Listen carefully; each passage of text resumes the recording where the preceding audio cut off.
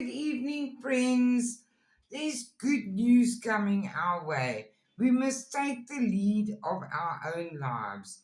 Put the things, the situations behind us. They say here that we need to step out of situations so that we can see the whole thing clearly. It is time for us to get brightness into our lives. There's new opportunities coming in for us.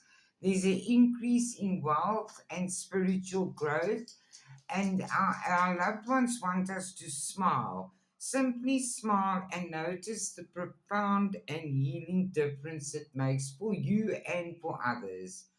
A wish is being granted, it's going to help you overcome obstacles. You must trust the magic of the universe. Take care, or there will be a loss of material wealth. And the loved ones say balance friendships. Your friendships work best when there's equal share of giving and receiving.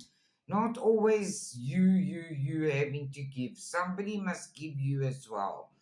We have had muddled and unclear thinking, but we were being playful and we are getting some form of victory news coming our way.